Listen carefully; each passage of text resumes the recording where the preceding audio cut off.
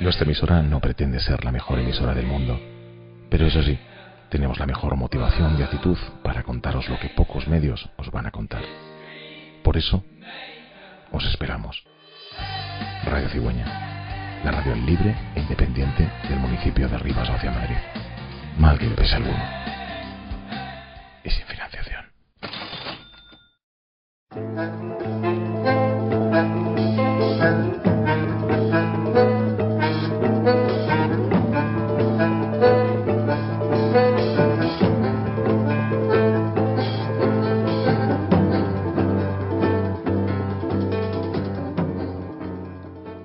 Muy buenas tardes, soy Álvaro Villanueva Álvarez. En esta tarde de una ola de calor, en este programa nos hemos desplazado desde Valencia, hablando de Alejandro Casona. Ahora estamos en Oviedo, parece que vamos a dar todo un ruedo por la geografía española. Antes de comenzar el programa de hoy, un programa, como comprobarán nuestros oyentes, de real interés, quiero recordarles la serie de Producto Local, esa serie llevada por Haxa Films. Es una serie grabada a través y en una familia marginal de un pueblo bilbaíno que ya le hemos recomendado en programas anteriores. Hoy, como bien saben, hemos tenido que hacer un cambio en la programación de nuestro programa. José Luis Morante, el poeta y crítico, debido a problemas de salud personales, no podrá estar estos días con nosotros, y hoy hemos decidido adelantar la programación con un enorme poeta, Felipe Benítez Reyes. Pero no solo poeta, novelista, escritor de relatos, ensayos, artículos de opinión, algunos de ellos en El País, enlace en Rota, en Cádiz, por lo que desde Oviedo a Cádiz, también surcando la geografía española, ganador de algunos de los premios más interesantes de la literatura en español: Premio Loewe, Premio Nacional de Poesía, Premio de la Crítica o el Premio Nadal en 2007.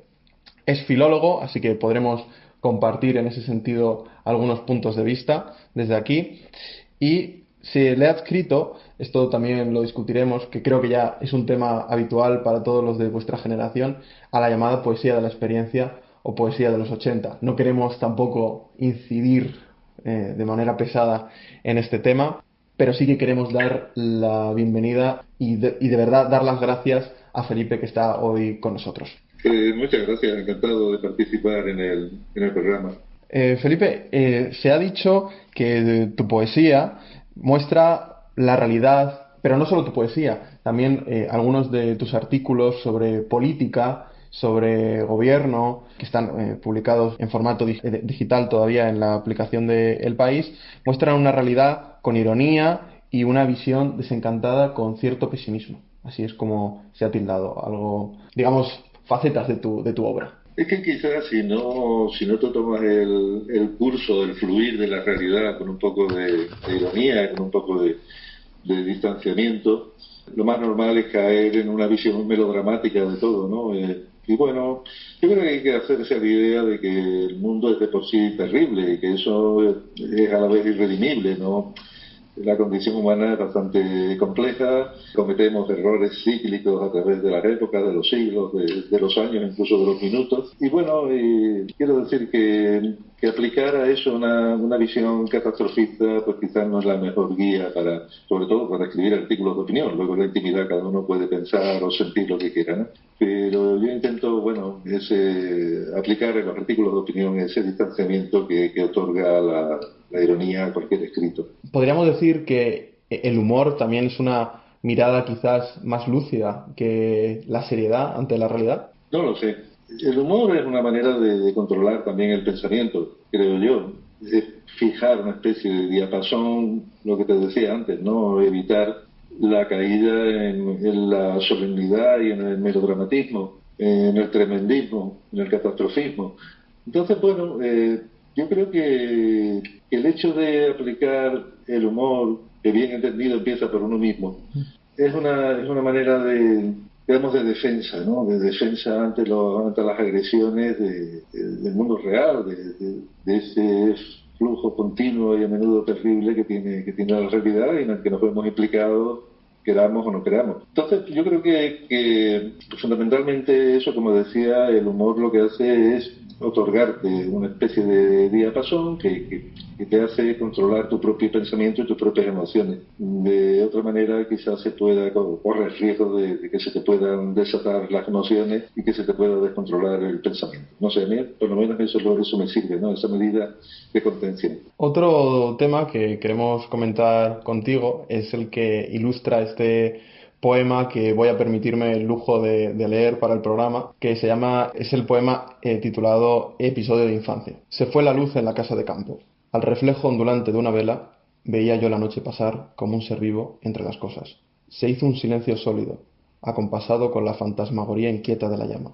Pero entonces oí la respiración de la montaña dormida, el susurro melódico del viento entre los árboles, el latir de la luna vagabunda. En medio de aquella tenebrosidad dorada, en mitad del vacío, hablaba el universo. Aún intento descifrar qué me decía. En una entrevista que tuviste hace no demasiado en el programa con el que desde aquí consideramos un enorme amigo y con el que hemos compartido promoción en filología, que es Mario Obrero, en el programa Un País para Leerlo, comentabas que la casa familiar ha sido uno de los motivos recurrentes en tu obra y un personaje más de tu infancia. En muchos poemas aparece esa casa familiar. Ese poema que has leído está referido a, que fíjate lo curiosa que es la memoria, ¿no? Los laberintos por los que se mueve la memoria. Ese poema me vino un recuerdo, pues como te diré, más de 50 años después, un episodio de infancia de un pueblo de la Sierra Gaditana que se llama El Bosque, aunque nosotros íbamos, mis hermanos, íbamos con mi madre, mi padre no, mi padre se quedaba aquí. Íbamos todos los veranos a pasar una temporada allí. Y de pronto, es un episodio completamente olvidado y de pronto me vino a la memoria aquella noche en que se fue la luz, en que todo estaba sumido en una especie de silencio sólido casi. Y bueno, esos son los mecanismos extraños de la memoria y los mecanismos extraños de los poemas también, ¿no? Porque no sabes por dónde te van a saltar. Y sí, y bueno, y por ejemplo, esa casa familiar a la que te referías tiene mucho protagonismo en una novela que escribí hace ya muchos años, que titulé La propiedad del paraíso. Es ahí sí es un personaje más de la trama, sí. Sí. Precisamente en esta obra es donde lo comentaba Mario, en aquella entrevista. Sí. La infancia es el eterno regresar del poeta, es decir, ¿realmente existe la infancia tal y como la piensa el poeta una vez llegado a su estado de madurez? ¿O es simplemente una utopía generalizada? Yo coincido mucho con Cesare Pavese, que decía que el considerar poética la infancia es una fantasía de la edad adulta. De poética no tiene nada. La infancia puede resultar también aterradora y tiene su explicación, porque al fin y al cabo, de pronto estamos en un mundo que no entendemos, que no tenemos facultades para interpretar, para comprender, no nos podemos comprender a nosotros mismos, no podemos tener un pensamiento con unos patrones establecidos y vivimos en una especie de salvajismo mental en el que por otra parte también estás obligado a mantener controlada esa fantasía desatada de los niños, a lidiar con los miedos característicos de la infancia, que a veces incluso son terrores, ¿no? Terrores que incluso te da vergüenza expresar y que la única manera de expresar lo que tiene es el llanto en apariencia caprichoso, que quizás no lo sea tanto, ¿no? No sé, una edad complicada, pero sí es un territorio que puede ser fértil para la literatura, porque, bueno, esa especie de micromundo sin sentido alguno, ese intentar rememorar lo que fuiste en aquella época en que ni siquiera eras tú todavía, pues bueno, da juego poético, juego literario en general. Esta visión de la infancia también tiene algo de mirada melancólica hacia tiempos perdidos, porque son tiempos en los que, como bien dices, de confusión, es, digamos, la llegada a un mundo donde todo está por aprender, donde uno tiene que, digamos, intentar estabilizarse en un suelo de arenas movedizas. Según algunos artículos, por ejemplo, no sé si conocerá el de Ignacio Díez Fernández, sobre su obra, destaca el aspecto de la melancolía en su obra generalizada. No sé hasta qué punto está de acuerdo con el tema de la melancolía en su obra desde este punto de vista. Sí, creo que no conozco ese artículo. Uh-huh. Pero bueno, sí, hay melancolía, pero vamos, yo por ejemplo no volvería a la infancia ni loco, no se me ocurriría. Y a la adolescencia tengo mis dudas. No sé, digamos la melancolía yo creo que afecta más bien al paso del tiempo como cosa en sí, ¿no? Es seguir dejando detrás de ti una sucesión de fantasmas, de personajes, de ese personaje que es sucesivo, con el que al cabo del tiempo no acabas de identificarte del todo. Es más bien una nostalgia como, digamos, como cosa en sí, ¿no? No por aspectos concretos de tu vida, de tu existencia. No sé, yo creo que la melancolía, al fin y al cabo, puede ser un estado de serenidad emocional, ¿no? Y se puede interpretar como algo así. Esa especie de susurro del carpe diem continuo que tienes ahí en la cabeza, da pie, sobre todo cuando te pones a escribir. A lo mejor en la vida ordinaria no es uno tan melancólico como cuando se pone a escribir, pero bueno, es que la escritura, al fin y al cabo, es un ejercicio alternativo dentro de la vida de alguien, ¿no? No es, digamos, el reflejo exacto de todo lo que es su vida, sino el reflejo más o menos aproximado de lo que es una parte de tu vida, una faceta de tu pensamiento y de tu sentir. Precisamente el poema titulado Advertencia parece una serie no diríamos de consejos a un yo infantil, pero sí que se podría aplicar a... Bueno, tú en diversas ocasiones has dejado claro que tu poesía no intenta nunca ser moralizante desde ningún punto de vista, pero sí que aquí es algo didáctica, sin llegar a ser doctrinal desde ningún punto de vista. Y dice así: si alguna vez sufres, y lo harás, por alguien que te amó y que te abandona, no le guardes rencor ni le perdones. Deforma su memoria el rencoroso, y en amor el perdón es sólo una palabra que no se aviene nunca a un sentimiento.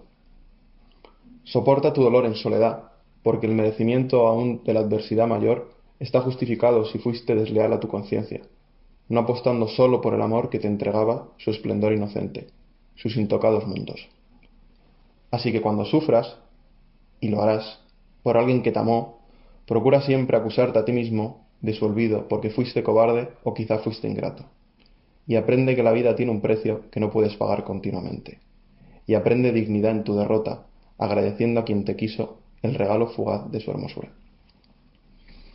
Sí, bueno, lo curioso, yo escribí ese poema cuando tenía 22 años, Sí. era muy jovencito. Y yo creo recordar, no puedo recordarlo con precisión, pero que tiene su inspiración en la poesía entre didáctica y moralizante de los clásicos latinos. Tiene un poco ese tono didascálico de dar consejos de vida, ¿no? Bueno, es curioso ese poema, yo te digo que ha tenido mucho recorrido a lo largo de los años y son esos textos que te los encuentras en los ámbitos más inesperados, ¿no? Bueno, es un poema más, pienso que no son tantos ya que ya uno casi no puede ni recordarlos todos. Pasando a otro aspecto, a algo más punzante, diríamos. Decía Hannah Arendt que el revolucionario más radical se convertirá en un conservador el día después de la revolución. Hace poco tuvimos en el programa a Javier Salvago y le preguntamos sobre la llamada generación de la otra sentimentalidad, poesía de la experiencia y sobre su opinión, digamos, del devenir del grupo. Y él nos dijo que lo consideró como un juego, como una especie de un subgrupo que, digamos, se mantuvo en una guerra y en cambio había otras parcelas de poetas y escritores que no participaban en ella. ¿Cuál es la mirada y la visión de Felipe Benítez Reyes en esto? A ver, pues claro, es que yo creo que la etiqueta de poesía de la experiencia y todo eso fue un poco prematura, porque claro, éramos veinteañeros cuando empieza a salir esa etiqueta, bueno, porque en general casi todos fuimos poetas muy tempranos en publicar y en tener un relativo eco, ¿no? El escaso eco que se puede tener en la poesía, que se puede tener en la poesía en los años 80. No sé, ya digo que como etiqueta prematura, porque claro, cualquier generación en un principio puede tener unos rasgos comunes. Por una sencilla razón, porque todos somos escritores aún inmaduros, porque podemos tener unos maestros comunes, unas referencias comunes, unas lecturas comunes. Entonces sí, creo que se pueden rastrear rasgos más o menos homologables que den algún carácter propio a esa generación en ese momento. Cuando ya uno alcanza, digamos, su madurez literaria, si sigue acogido a esos rasgos comunes, que algo está fallando. Quiero decir que ya luego lo que se acaba imponiendo es una propia. La literatura, la poesía, no se hace con generaciones, se hace con nombres y apellidos concretos, ¿no? Es decir, que Rubén Darío no era Rubén Dariano, era Rubén Darío. Góngora no era un poeta gongorino, era Góngora.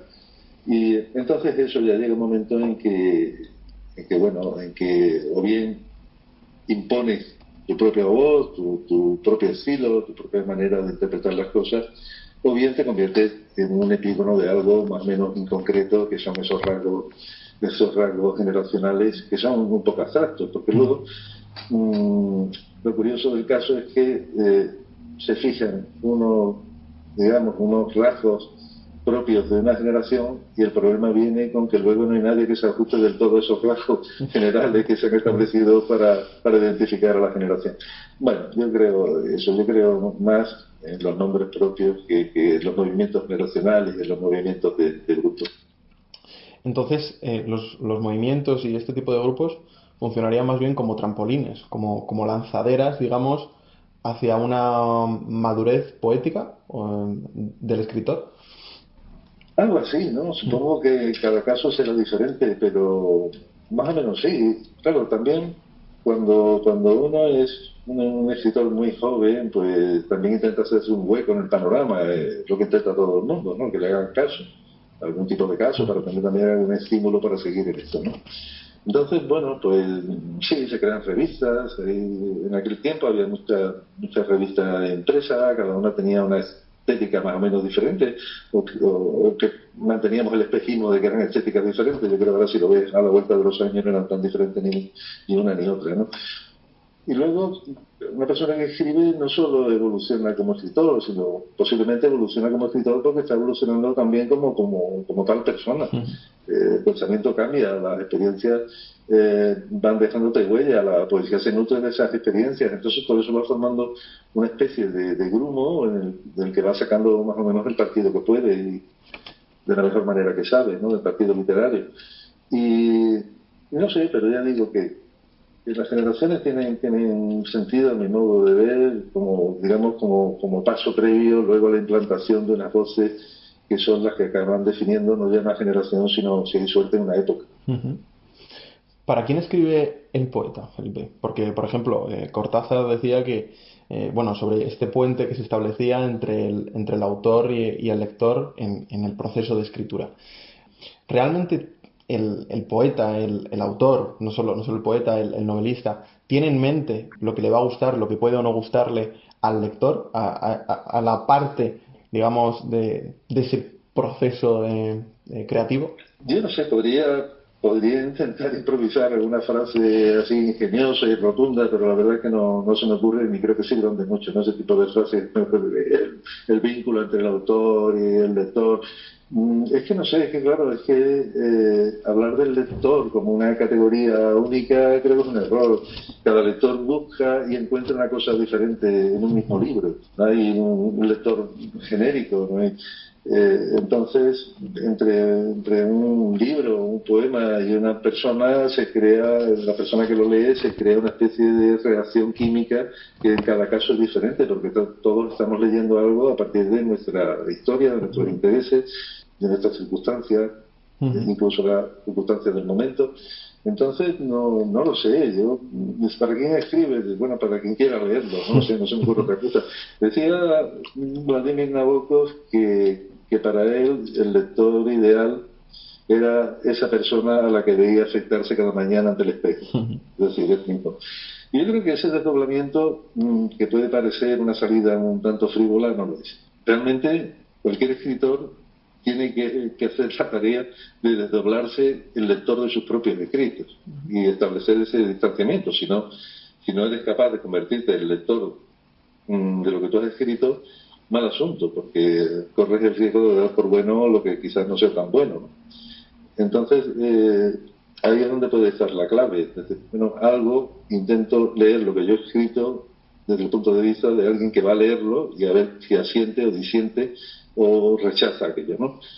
Entonces, yo creo que eso es lo que establece el nivel de exigencia que se aplica a cada escritor. En otra entrevista, Felipe, se te preguntaba por algunas de las fuentes de tu obra. No vamos a preguntártelas ahora, pero sí que nombrabas en tus inicios a los surrealistas y después a los modernistas, pero digamos, no de las filas principales, sino de segunda o de tercera fila. El modernismo y la musicalidad, algo un tanto abstracto, parece que han quedado mucho en tus obras. Ya, por ejemplo, comentabas que tus primeros inicios en la literatura fueron con aquella banda de rock. Sí, sí, haciendo letras en algo que se parecía remotamente al inglés, que no escribía las letras ni en español. Pero bueno, eso fue una experiencia pasajera, ¿no? Yo siempre empecé a escribir muy pronto.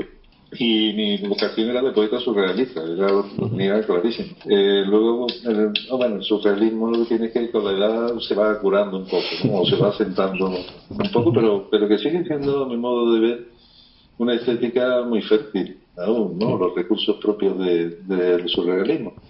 Y sí, es verdad que luego, cuando tenía más o menos unos veintitantos años, sí leía muchísimos poetas modernistas de segunda, de tercera, de cuarta fila, porque eso, complementado con la lectura de los poetas de los poetas renacentistas y barrocos nuestros, te educan el oído, ¿no? Te educan el oído y eso está bien. Está bien tener buen oído, incluso para violentarlo, para no hacerle caso y para no caer en el sonsonete. Pero me da la impresión de que educar el oído es importante para cualquiera que escriba poemas. Ya digo, aunque sea para renunciar luego a la musicalidad y sobre todo para renunciar, que es el gran peligro, al puro sonsonete, ¿no? A un ritmo ya del todo previsible. Y bueno, en aquel entonces me vinieron bien aquellas lecturas. Claro, digamos, para romper una tradición uno se tiene que haber acercado mucho a ella y realmente conocerla para poder, si no romperla, al menos jugar, que es lo que se pretende siempre. Para transgredirla, si quieres transgredirla, conviene conocerla, sí. Por supuesto. Y junto a la música, hay otro tema que me interesa especialmente, y es el cine. ¿Cuál es el vínculo? Porque parece haber un vínculo muy fuerte de tu obra con el cine, porque esto ya de manera personal, por ejemplo, en redes sociales comentas algunas obras de películas y diversos films, y quería preguntarte qué le interesa a Felipe Benítez Reyes sobre el cine. Bueno, pues me interesan las buenas películas, ¿no? Incluso algunas muy malas, me interesan también muchísimo. Bien, yo creo que al fin y al cabo el buen cine acaba siendo también muy literario, comparte una esencia con la literatura, que es el contar historia, el interpretar la vida, el interpretar la realidad. Y en eso no hay mucha diferencia, salvo en el procedimiento de percepción entre una novela y una película, que se juegue con otros elementos. Y a mí me fascina mucho el cine. No soy lo que se dice un cinéfilo, porque tengo un problema, que yo tengo muy mala memoria para los nombres, para las fechas, para los datos, y entonces no soy lo que tenemos por cinéfilo, que al fin y al cabo es un erudito con la cabeza llena de datos, ¿no? Eso no, pero que sí disfruto con el cine muchísimo, me gusta mucho el cine clásico y el cine actual, aunque en ese aspecto soy un poco retrospectivo. Me gusta el cine un poco más antiguo que el de esta época. Entonces, digamos que hay una especie de mezcolanza entre artes, un poco en la génesis. Es posible.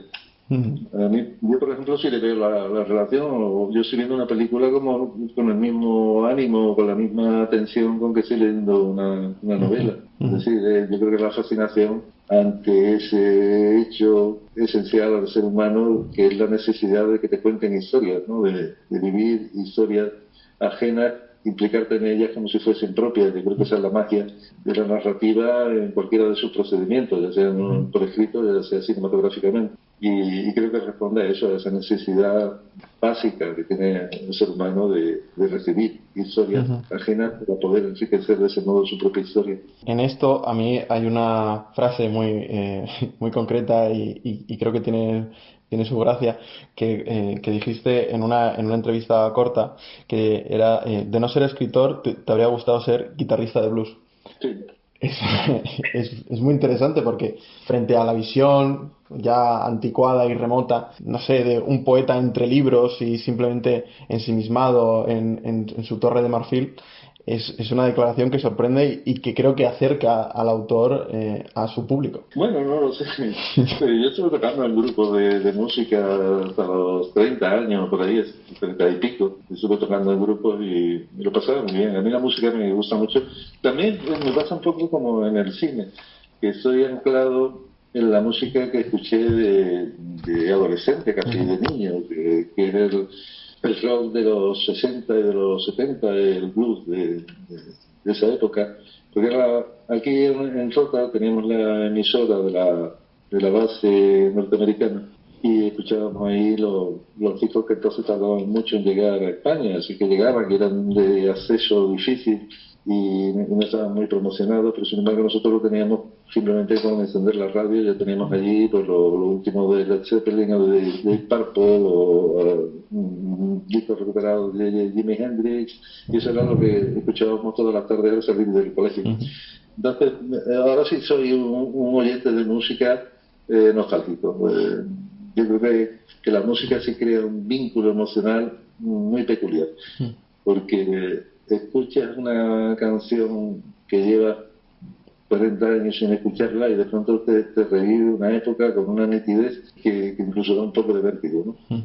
Y sobre dos géneros particulares. Ya hemos estado comentando algunos artículos de prensa que tiene. Ganaste uno de los premios Julio Camba. No sé si, porque en este programa hemos tratado algunos artículos de prensa y algunos libros de viajes de este autor gallego. ¿Qué podrías decir si crees que heredas algo de Julio Camba? Bueno, pues yo a Julio Camba, yo que claro, yo en el año 80, yo tenía entonces 20 años, me mudé a Sevilla como estudiante.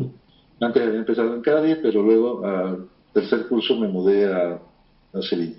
Y tuve la suerte de conocer a Abelardo Linares, el editor del Renacimiento, poeta y librero de viejo.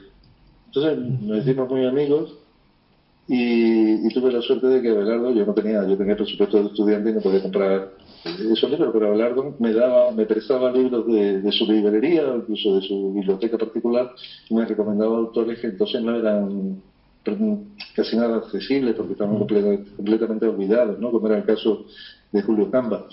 Y entonces leí pues, a Camba, a Ruano, a Corpus Vargas, a montones de periodistas, Juan Chabás, gente que ejercía el periodismo literario, y los leí más o menos metódicamente, y creo que eso fue mi escuela de periodismo, o de articulista, al menos, no de periodista, de articulista de opinión, ¿no? Que es una cosa diferente.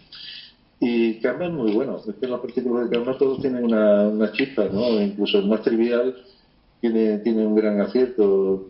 Me da la impresión de que el último gran articulista que viene de todo ese estirpe fue Manuel Alcántara, malagueño, también un buen poeta. Y siempre en todos sus artículos tenía ese golpe de ingenio, ese detalle de visión lúcida, ese tono serenado, que también le da muy bien el artículo, porque, bueno, yo por ejemplo con los artículos, para rebajar la posible subida de temperatura de la opinión, yo lo publico el sábado y lo escribo el jueves. Es decir, el jueves, y entonces el viernes ya con tranquilidad lo repaso, le rebajo esos picos de febrícula que pueda tener y ya lo mando el viernes a mediodía. Pero le dejo un día de repaso. Porque es conveniente cuando uno se convierte en opinante el no confiar demasiado tampoco en sus opiniones, ¿no? Bueno, también hay que ponerlas en cuarentena y tiene uno que pensar y repensar lo que piensa y lo que va a opinar y lo que... no sé, es una labor que exige también su dosis de prudencia, porque se te puede ir la mano. Precisamente esto también lo comentabas en otra entrevista, sobre que el escritor debe moverse entre, digamos, entre lo fatigoso de la escritura, también, digamos, todos los disfrutes que ella aporta, pero también con cierta desconfianza de sus facultades. En este caso no es de sus facultades, sino de sus opiniones, porque siempre hay que marcar, digamos, rebajar el tono, pero creo que podría hacerse una comparación con esos dos puntos. Sí, es que yo creo que no es malo que un escritor desconfíe de sí mismo como tal escritor. En el momento en que tienes un exceso de seguridad, entras en una zona un poco peligrosa. Yo creo que hay que empezar a escribir cualquier cosa como si fuese la primera vez que escribes algo, con una mentalidad de aprendiz, no de veterano, porque claro, la literatura no es tanto una cuestión de manejar unos trucos, sino de conseguir una magia.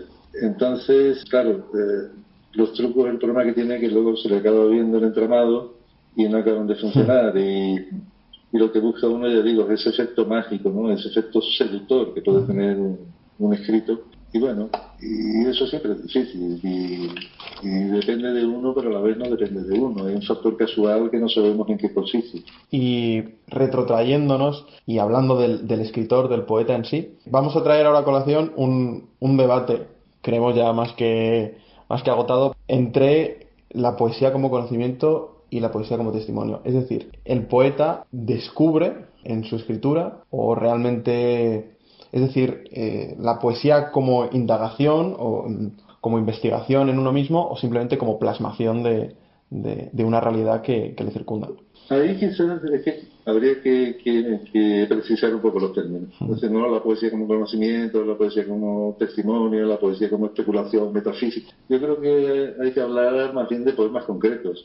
Uno no pretende siempre lo mismo cada vez que escribe un poema, ¿no? Cada poema tiene un procedimiento diferente, una intención diferente, un desarrollo estilístico diferente. Entonces, hay poemas en que uno va indagando en cosas que intuye pero que no tiene claras y que se van aclarando en el poema.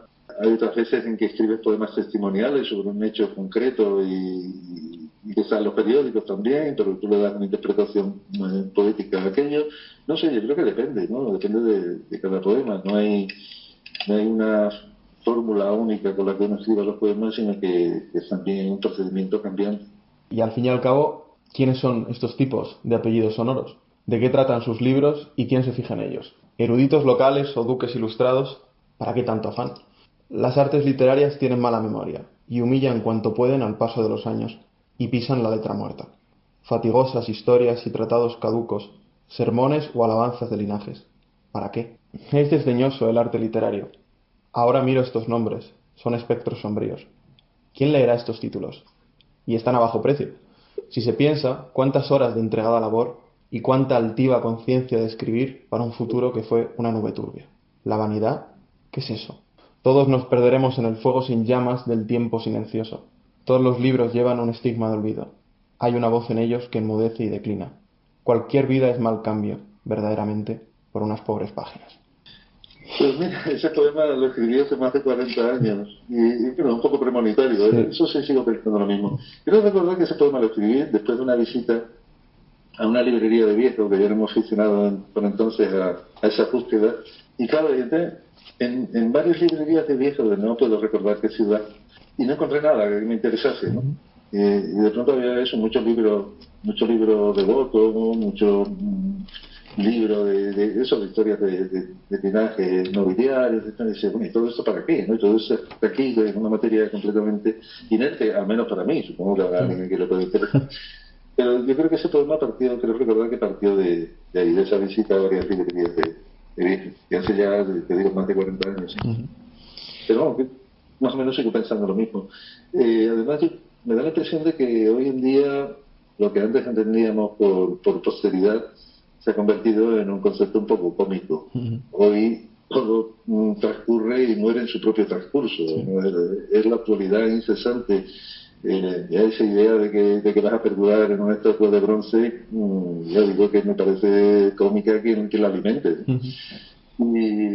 Y bueno, los libros pues se van pisando unos a otros, desaparecen cada vez con más prontitud, no duran nada en librería, la gran avalancha editorial impide que se acaben de asentar unos nombres determinados. Bueno, estamos en un mundo un poco con un ritmo bastante vertiginoso. Por ejemplo, no sé, cuando yo empecé en esto, los años 80, el ritmo era distinto. Los de 5 había, digamos, unos referentes también más claros, había más dificultad para publicar, que hoy la autopublicación pues ha facilitado que haya mucha proliferación de libros, que no tengan mucha distribución, pero sí que se editen muchos más títulos. Y no sé, y me da la impresión de que el signo de este tiempo es un poco esa confusión acelerada, ¿no? En que todo tiene un momento y al instante ya se ha disipado porque hay otra cosa que lo suplanta, que ocupa el lugar que antes ocupaba lo otro. No sé, igual me equivoco. Pues como habrán podido comprobar los oyentes, este ha sido un diálogo que podría extenderse, por lo que veo, durante mucho más tiempo, en el que hemos disfrutado de una pequeña pizca de lo que es la extensísima obra de Felipe Benítez Reyes. Le recomendamos los títulos tan sonados como El novio del mundo, con ese personaje, Walter Arias, El azar y viceversa, Mercado de espejismos, de Premio Nadal, Papel de envoltorio, que es así como recoge algunos de los artículos de prensa. En fin, aforismos, crónicas, también, digamos, composiciones a modo de collage. Muchísimas gracias, Felipe, por estar hoy con nosotros. Hemos disfrutado mucho de esta conversación y creo que nuestros oyentes estarán encantados de correr a estas librerías abarrotadas por el mercado editorial para buscar tus libros, seguro. Bueno, con que busquen un libro de cualquiera que estaría bien, ¿no? Ese estímulo. Y no sé, bueno, pues muchas gracias a ti, ha sido un placer. Siempre uno tiene la impresión de, cuando acaba una entrevista, de decir, ¿por qué no dije esto? ¿Por qué no dije lo otro? ¿Por qué dije esta cosa tan difusa? ¿O por qué dije esta tontería? ¿No? Pero bueno, los escritores estamos, digamos, plenamente en lo que escribimos, ¿no? Oralmente solemos ser un poco más torpones y más confusos. Pero bueno, por lo general, el público literario es benévolo y sabrá disculpar esas imprecisiones que procuro que no se trasladen luego a la página escrita. Muchas gracias. Muchas gracias. Y esto ha sido el programa de esta semana, episodio 9 del programa No Todo es Lorca. Muchas gracias a nuestros oyentes, como siempre, por prestarnos su oído. Hemos sido Felipe Benítez Reyes y Álvaro Villanueva Álvarez. Hasta la próxima semana. Un saludo.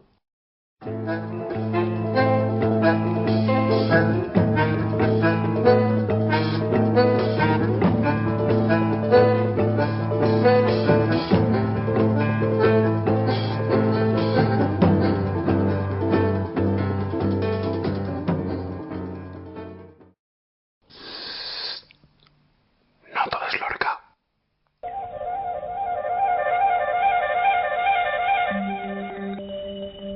Radio Cigüeña, la radio de tu pueblo.